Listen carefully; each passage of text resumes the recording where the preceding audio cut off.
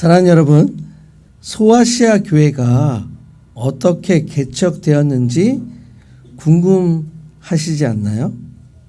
소아시아의 교회는 현재 터키에 위치하고 있는 교회들입니다. 사도 바울의 선교와 유대 디아스포라의 공동체, 초기 성도들의 자발적인 확산, 그리고 사도 요한의 사역을 통해서 세워졌습니다. 정확하게 말하면 사도 바울과 사도 요한의 사역을 통해서 세워지고 성장하였습니다. 먼저 소아시아들의 교회들은 유대 디아스포라, 즉 흩어진 유대인들의 공동체가 기반으로 되어서 시작되었습니다. 로마 제국의 광범위한 통치 구조를 통해서 유대인들이 각 지역으로 이주하게 되었고, 이를 통해서 그곳에 소아시아 지역에 먼저 유대인들이 살고 있었고, 그들이 먼저 회당을 만들어서 공동체를 형성하고 있었습니다. 예를 들어서 에베소, 서머나, 버가모, 사대 등의 도시에는 1세기 이전부터 유대 회당이 존재하였습니다. 그렇기 때문에 사도 바울은 먼저 유대인에게, 다음은 이방인에게 라고 로마서 1장 16절에서 복음을 전하는 전략을 소개하였고, 먼저 회당에서 복음을 전하였습니다. 이렇게 시작한 복음 전파를 통해서 소아시아 지역에서 교회가 개척되고 발전되는 계기를 마련하게 되었습니다. 역사적 사실을 보면 AD 1세기 소아시아 지역에는 약 100만 명의 유대인들이 거주하였다고 기록되어 있습니다.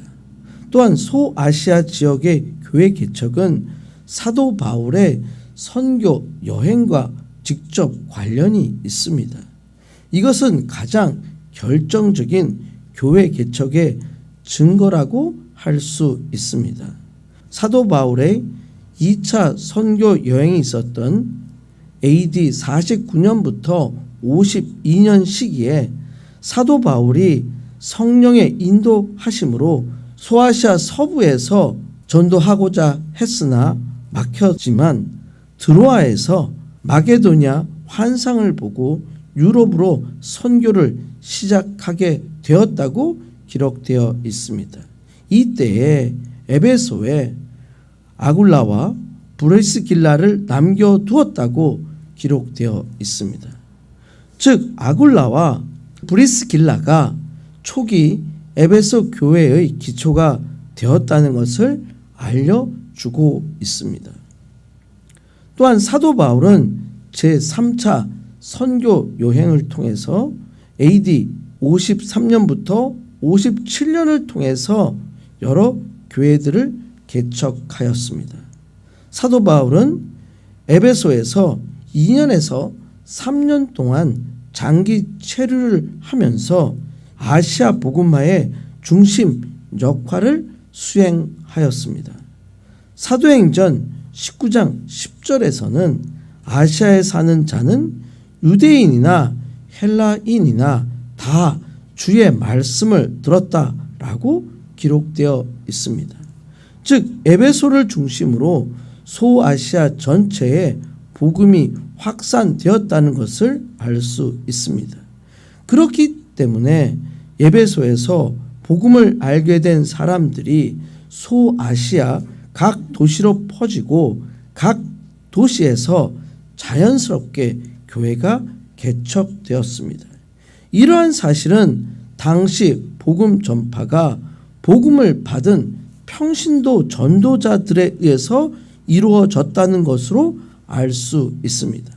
그렇기 때문에 사도행전에 기록되지 않은 많은 도시에서 평신도들에 의해서 비공식적으로 많은 교회들이 개척되었습니다. 예를 들면 골로새, 라오디게아, 히에라볼리 교회는 사도 바울이 직접 방문하지 않았지만 골로새서 1장 7절과 4장 12절부터 13절의 기록을 보면 바울의 제자인 에바블라에 의해서 개척되었다는 것을 알 수 있습니다. 이러한 방식으로 서머나, 버가모, 두아딜라, 사대, 빌라델피아 교회도 에베소에서 복음을 받은 평신도 전도자들에 의해서 복음이 전파되었고 각 도시에서 교회가 개척되었다는 것은 역사적으로 학문적으로 인정하는 사실입니다. 이러한 교회 개척은 사도 바울뿐만 아니라 사도 바울의 동역자 네트워크를 통해서 이루어졌습니다. 디모데는 에베소에서 목회를 하였고 디도는 크레타에서 사역을 하였으며 에바블라는 골로새, 라오디기아 지역에서 사역을 하였고 브리스길라와 아굴라는 에베소를 기반으로 한 전도 사역을 하였습니다. 또한 아시아 출신 동역자들로 디모데 후서와 로마서에 많은 이름이 등장합니다. 즉 초대교회는 사도 바울의 전도 여행을 통해서 직접 세운 교회들과 동역자들이 세운 교회들로 인하여 소아시아 지역에서 교회들을 개척하게 되고 성장하는 기초를 만들었습니다. 또한 사도 요한의 에베소 사역을 기억해야 합니다. AD 70년 이후 즉 이 시기는 예루살렘 성전이 무너진 시기로 사도 요한이 요한계시록의 계시를 쓴 이후에 에베소로 와서 자신의 사역지를 옮기고 교회를 돌보고 지도자 역할을 하였습니다. 사도 요한은 소아시아 7교회를 감독하는 영적 지도자 역할을 하였습니다. 즉 사도 요한이 반모섬에서 계시를 받아 요한계시록을 기록한 후 반모섬에서 에베소로 돌아와 사역했다는 사실은 이레네우스와 같은 교부들과 유세피우스 등 역사학자들의 기록을 통해서 알 수 있습니다. 그렇기 때문에 사도 요한이 소아시아 7교회의 신학적, 영적 지도자였다는 사실을 확실히 보여주고 있습니다. 특별히 로마의 도로망 임페리얼 로드 시스템은 기독교 복음 전파에 큰 역할을 하였습니다. 로마 제국은 세계 최고의 도로망을 보유하였습니다. 약 8만에서 10만 킬로미터 정도의 큰 도로망을 확보하고 있었습니다. 소아시아는 로마의 동서 교역의 중심지였기 때문에 상인, 군인, 여행자, 전도자들이 로마의 도로망을 통해서 이동을 하였고 자연스럽게 복음이 도시에서 도시로 확산될 수 있는 기회를 제공하였습니다. 로마의 교통과 경제 구조가 소아시아 교회 성장에 중요한 역사적 요인이 되었다는 것은 오늘의 선교와 전도에 있어서도 많은 영감을 제공해 주고 있습니다. 저희가 함께 읽은 본문인 요한계시록 2장 1절부터 11절은 사도 요한이 계시를 받아 7교회에 보내는 편지의 첫 번째 부분입니다. 오늘 말씀의 제목은 너의 처음 사랑을 버렸느니라입니다. 7교회에 보낸 편지 중 에베소 교회와 서머나 교회의 편지를 통해서 오늘을 사는 그리스도인들의 모습에 있어서 에베소 교회와 서머나 교회의 성도님들이 가지고 있었던 공동점을 발견하고 예수 그리스도께서 주시는 메시지를 함께 살펴보고자 합니다.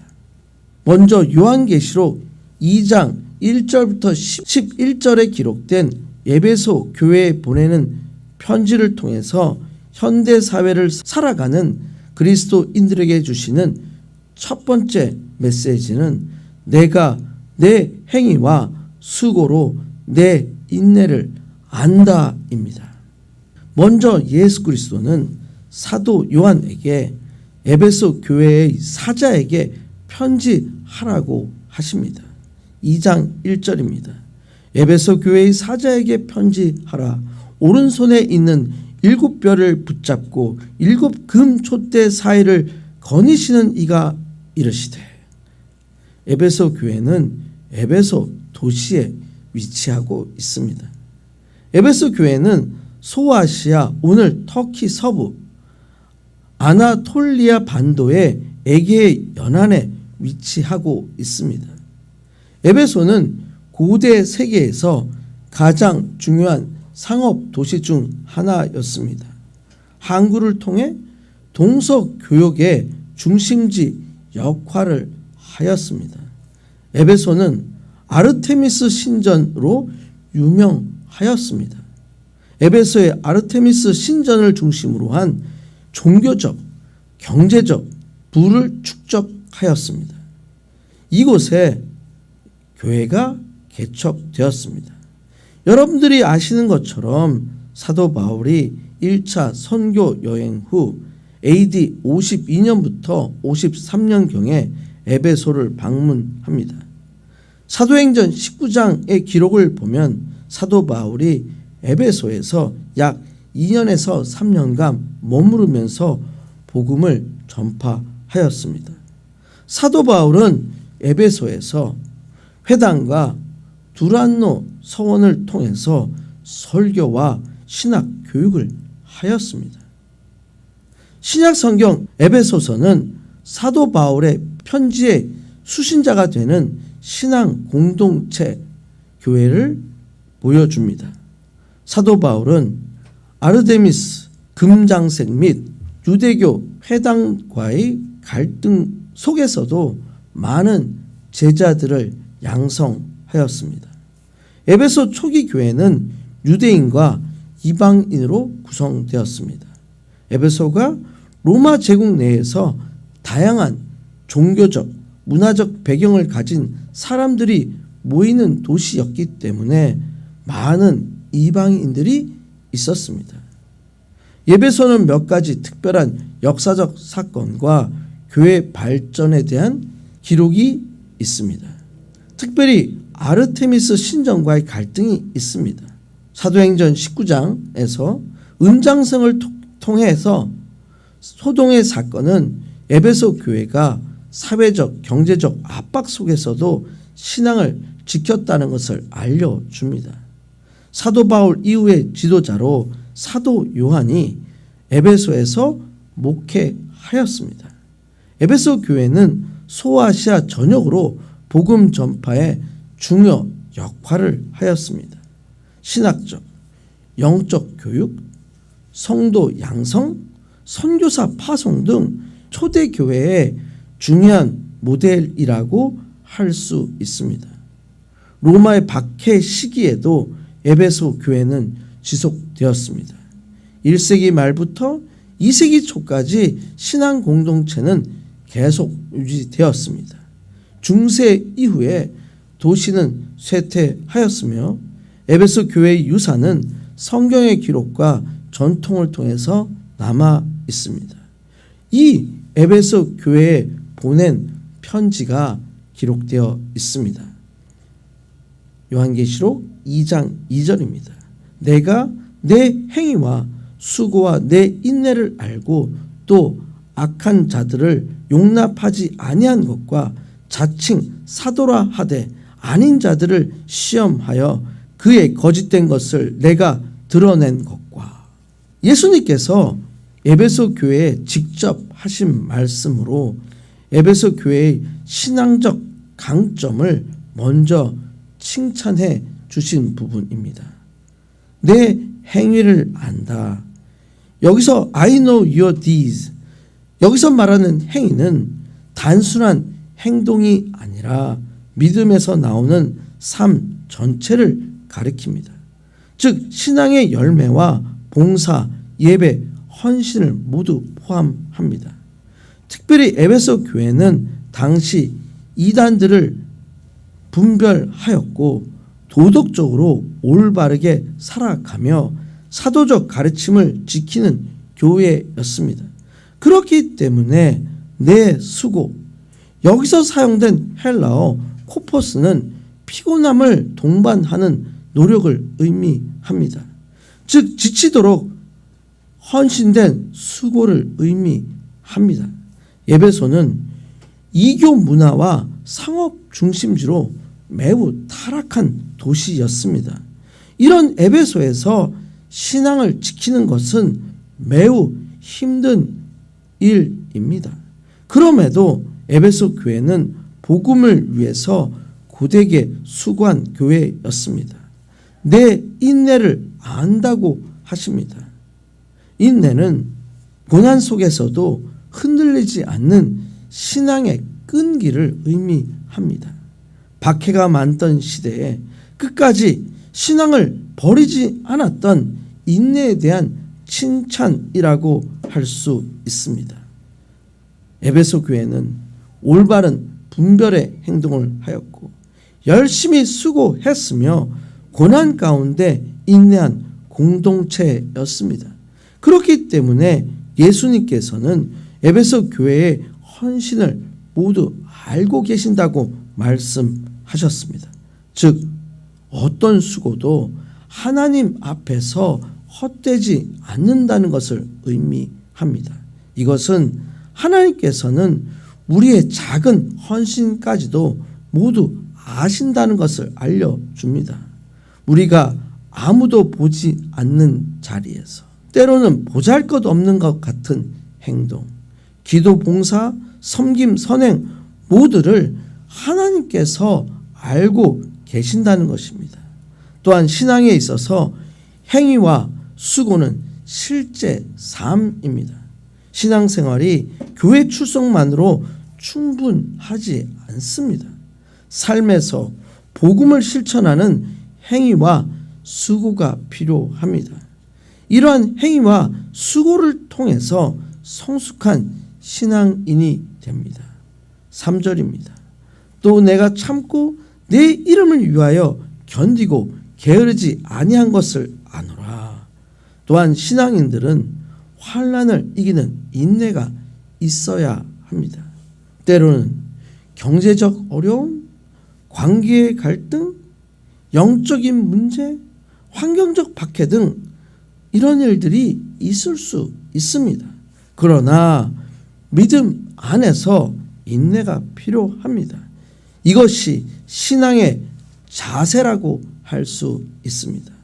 사랑하는 여러분, 여러분의 행위를 통해서 믿음이 나타내시는 삶을 사시길 축원드립니다.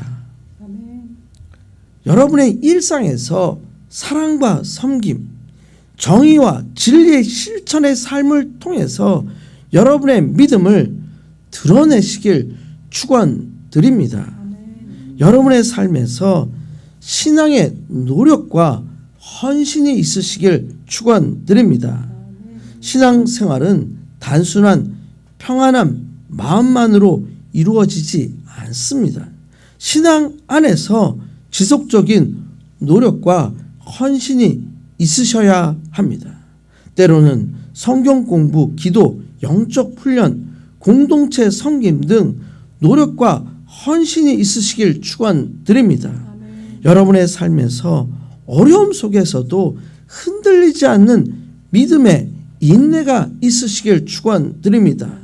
있을 수 있는 시험과 박해, 실망의 어려움 속에서도 흔들리지 않고 하나님을 끝까지 신뢰하며 견디시는 삶을 사시는 한 분 한 분이 되시길 간절히 축원드립니다.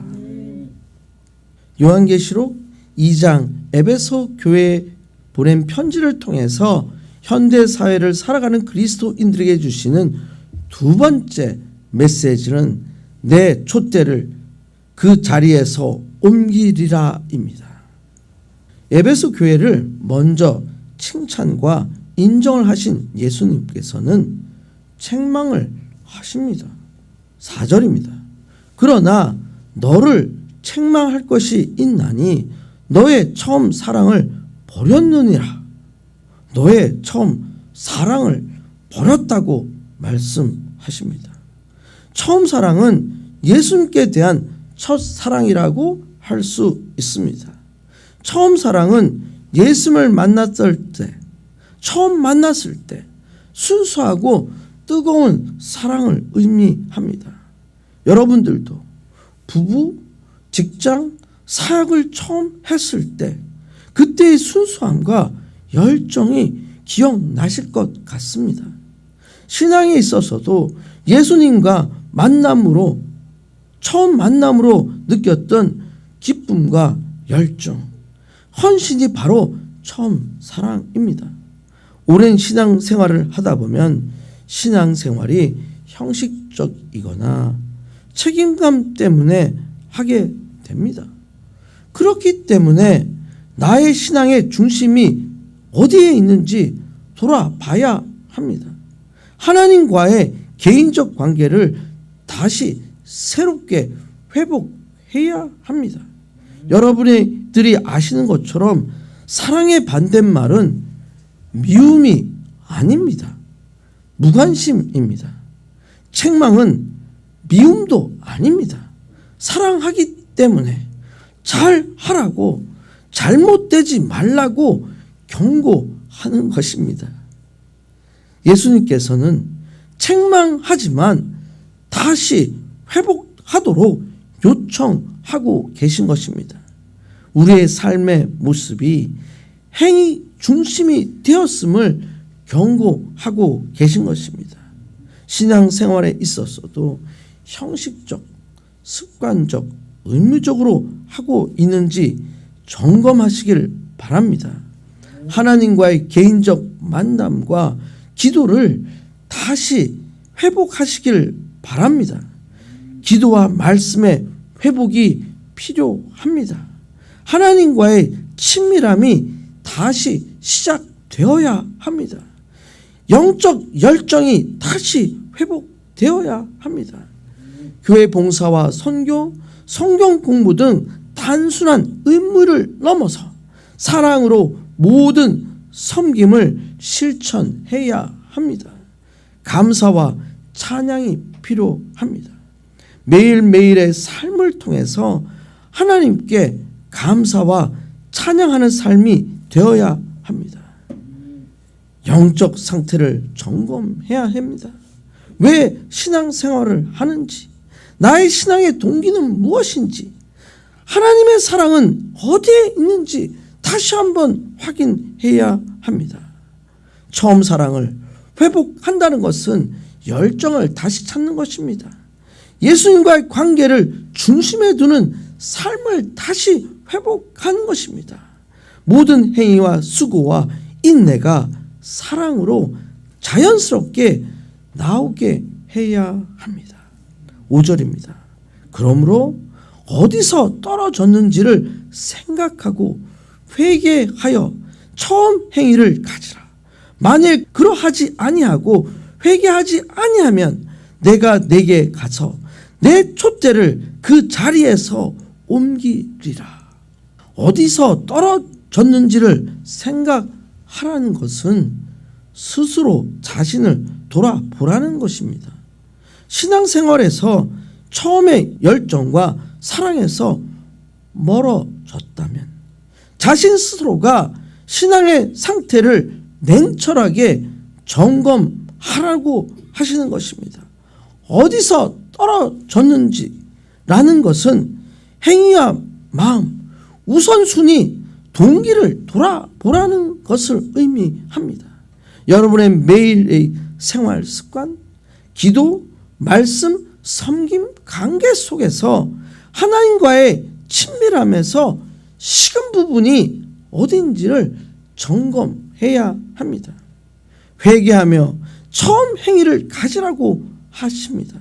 회개는 잘못된 것을 돌이키는 자세입니다. 회개는 죄의 고백뿐 아니라 행위와 마음을 처음 사랑으로 돌리는 실천적 행위를 포함합니다. 즉 하나님께 돌아가는 마음과 삶을 의도적으로 의지를 들여서 회복해야 한다고 가르쳐 주시는 것입니다. 즉 잃어버린 사랑과 헌신을 회복하기 위해서 기도와 말씀, 묵상, 섬김, 감사를 다시 새롭게 시작해야 한다고 가르쳐 주십니다. 나의 삶의 중심을 하나님의 사랑으로 다시 정렬하라고 가르쳐 주시는 것입니다. 그렇기 때문에 처음으로 돌아가는 것입니다. 처음 행위, 사랑의 행위로 돌아가는 것입니다. 처음의 행위는 처음 신앙생활에서 나타난 사랑의 실천과 열정과 섬김을 의미합니다. 그렇지 않으면 촛대가 옮겨진다고 경고하십니다. 촛대는 교회를 상징합니다. 촛대는 영적 생명과 영향력을 의미합니다. 회개하지 않으면 하나님께서 교회에 주신 영적 위치와 영향력을 철회할 수도 있음을 경고하고 있습니다. 이것은 오늘날의 현대 교회에도 주는 예수님의 경고라고 할 수 있습니다. 이것은 또한 개인별 신앙 회복에 대한 긴급성에 대한 경고라고 할 수 있습니다. 또한 교회 공동체 전체에 주시는 경고라고 할 수 있습니다. 회개와 실천이 없는 신앙생활, 영적 무관심, 영적 상실을 경고하고 계신 것입니다. 사랑하는 여러분, 신앙의 처음 사랑과 행위를 회복하는 것은 단순한 감정의 변화가 아님을 명심하시길 축원드립니다.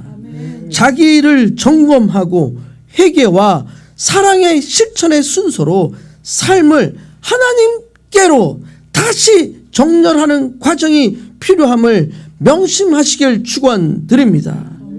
에베소 교회는 아직 시간이 있습니다. 오늘날 교회도 아직 시간이 있습니다. 주어진 시간에 회개와 변화가 있으시길 축원드립니다. 주어진 시간에 회개와 변화가 없다면 영적 위치와 영향력이 상실될 수 있음을 명심하시길 축원드립니다. 요한계시록 2장에 기록된 두 번째 교회인 서머너 교회의 편지를 통해서 현대 사회를 살아가는 그리스도인들에게 주시는 세 번째 메시지는 장차 받을 고난을 두려워하지 말라입니다. 이제 서머너 교회에 편지하라고 하십니다. 2장 8절입니다. 서머너 교회의 사자에게 편지하라. 처음이며 마지막이요 죽었다가 살아난 이가 이르시되. 편지의 대상이 서머너 교회입니다. 서머너 교회는 박해와 고난 속에 있는 교회였습니다. 그렇기 때문에 예수님은 박해받는 성도들에게 위로와 권면을 보내신 것입니다. 예수 그리스도를 소개하면서 예수님의 신적 권위를 알려줍니다. 처음이요 마지막이라고 소개하십니다. 처음이며 마지막은 시간과 역사를 초월하신 하나님의 절대적 권위를 나타냅니다. 그렇기 때문에 그리스도인들은 세상과 역사의 변화 속에서도 영원한 기준과 권위 안에서 삶을 살아야 함을 기억해야 합니다. 인생과 신앙의 우선순위를 세울 때 세상 가치보다 예수님의 기준과 뜻을 중심에 두어야 합니다. 변화와 혼란 속에서도 하나님 안에서 흔들리지 않는 믿음을 유지해야 합니다. 죽었다 살아나신 이라고 설명하고 있습니다. 죽었다 살아나는 것은 부활을 하는 것입니다. 부활하신 예수님은 승리와 생명, 소망의 근원이 되십니다. 그리스도인들은 예수님의 부활을 통해서 죽음을 넘어선 새로운 삶과 영적 승리를 경험할 수 있도록 해야 합니다. 그렇기 때문에 고난과 시련 속에서도 절망이 아닌 소망과 생명을 바라봐야 합니다. 영적 죽음이나 실패를 경험해도 예수의 부활 능력으로 회복될 수 있다는 믿음을 가져야 합니다. 아멘. 그리스도인의 삶에서도 고난과 시험은 피할 수 없을 수 있습니다. 그러나 하나님께서 함께 계시고 위로하시면 회복시켜 주십니다. 10절입니다. 너는 장차 받을 고난을 두려워하지 말라. 볼지어다 마귀가 장차 너희 가운데서 몇 사람을 옥에 던져 시험을 받게 하리니 너희가 10일 동안 환난을 받으리라. 내가 죽도록 충성하라. 그리하면 내가 생명의 관을 내게 주리라. 먼저 너는 장차 받을 고난을 두려워하지 말라고 하십니다. 여기서 장차 받을 고난은 미래에 닥칠 박해와 시련을 의미합니다. 서번호 교회의 성도들에게 두려움을 경고하시며 신앙 안에서 용기와 담대함을 가지라고 격려하십니다. 시험과 환난의 모습을 보여주고 있습니다. 볼지어다 마귀가 장차 너희 가운데 몇 사람을 옥에 던져 시험을 받게 하려니 너희가 10일 동안 환난을 받으리라. 마귀는 박해와 악을 일으키는 영적 존재입니다. 옥에 던져 시험을 받게 하려는 것은 실제적인 투옥과 신앙적 시험을 의미합니다. 환난의 기간이 소개되고 있습니다. 10일 동안으로 나타나 있습니다. 이것은 고난이 영원하지 않다는 것을 알려줍니다. 하나님께서 제한하신 범위 안에서 시험을 허용하신다는 것은 우리에게 알려줍니다. 그렇기 때문에 하나님에 대한 신뢰와 위로가 필요합니다. 이제 내가 죽도록 충성하라. 그리하면 내가 생명의 관을 내게 주리라.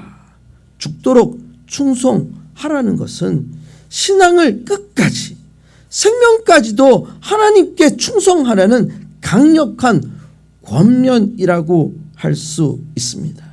생명의 관은 영원한 생명과 승리를 상징합니다. 고난 속에서도 최종적인 승리와 보상을 약속하시는 메시지라고 할 수 있습니다. 그렇기 때문에 그리스도인의 삶은 고난 앞에서도 두려움 없이 믿음을 지켜야 합니다. 일상의 시련, 직장과 가정, 신앙생활의 어려움 속에서도 하나님을 의지해야 합니다. 시험과 환난은 제한적입니다. 하나님의 허락하신 범위 안에서 이루어지며 시련과 환난은 우리를 연단하고 신앙을 강화시켜 줍니다. 그렇기 때문에 고난 속에서 믿음을 포기하지 않는 삶이 되어야 합니다. 그러면 생명의 관이라는 영원한 상급이 주어집니다. 이 영원한 상급이 우리에게 준비되었다는 확신을 가지고 살아야 합니다. 사랑하는 여러분, 여러분의 삶에서 하나님을 신뢰하시길 축원드립니다. 하나님의 뜻 안에서 정직과 성실로 충성하시는 분들이 되시길 축원드립니다. 가정에서 인내와 사랑으로 삶을 사시는 분들이 되시길 축원드립니다. 10일 동안과 같은 환난과 시련 속에서도 하나님께 충성할 때 생명의 면류관을 받으시는 한 분 한 분이 되시길 간절히 축원드립니다. 아멘. 함께 기도하시겠습니다. 하나님 아버지 감사드립니다. 요한계시록 2장을 통해서 다가올 시련과 시험 앞에서 그리스도인의 삶을 어떻게 살아야 하는지 알게 해 주셔서 감사드립니다. 어떤 어려움 속에서도 끝까지 충성하며 믿음을 지킬 수 있는 담대한 지혜를 주시길 간구합니다. 직장에서, 가정에서, 그리고 신앙 공동체 안에서 저희 말과 행동이 믿음을 드러내는 삶이 되게 하여 주시옵소서. 첫사랑과 소망을 가지고 살게 하여 주시옵소서. 모든 고난과 시험 뒤에 준비해 주신 생명의 멸류관과 영원한 상급을 얻는 자가 되게 하여 주시옵소서. 우리의 구원자 되신 예수 그리스도의 이름으로 간절히 기도드렸습니다. 아멘.